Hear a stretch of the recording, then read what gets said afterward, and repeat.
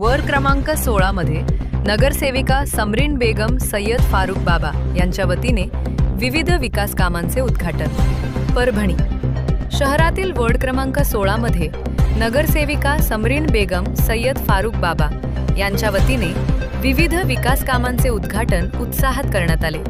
रोशनी नगर येथील pure block road तसेच क्रांतीनगर परिसरातील नाली आणि धापा यांच्या कामांचा यात समावेश आहे।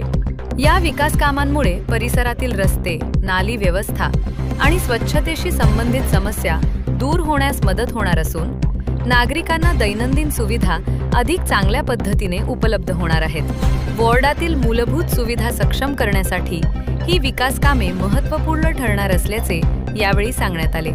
उद्घाटन प्रसंगी सय्यद फारुक बाबा, शेख हुसेन, मुखीद भाई, गाडे मावशी, लताबाई, जुम्मा खान, शेख चांद, कांबळे मामा, सुभाष भाऊ, मिठ्ठू भाई, दिलदार भाई, शेख हबीब, शेख फिरोज, कोमटी मामा, उत्तम गवाने, शेख बाबू पटेल, रशीद भाई, मुस्तफा पटेल, मजीद भाई, शेख पाशा, रवी कांबळे, अमजद पठाण, रवी चौधरी, दीपक काळे, रवी रौराडे आणि अशोक गवाने यांच्यासह परिसरातील नागरिका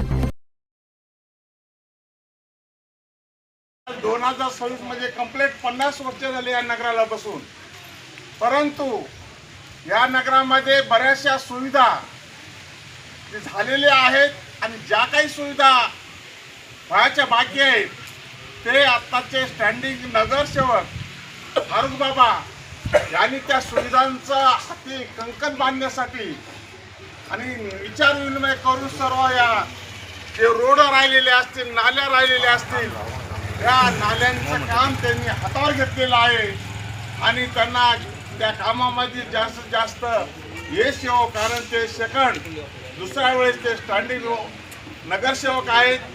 तरी मी त्यांना या प्रसंगी नगराची क्रमांक 16 में फारूक बाबा आज जो हमारे नाले का उद्घाटन करे, उनका बहुत बहुत शुक्रिया अदा करता हूँ मैं सबके लिए। आपने जो भी अभी सुविधा जो कर रहे हैं, आज पहली बार हमारे फारूक बाबा ने जो करे बहुत अच्छा काम करे, इसलिए कि इसके पहले भी बहुत अच्छा करे और उनको इसलिए पहले हमने और डबल चुन के इसलिए दिए कि आप और डबल विकास होना।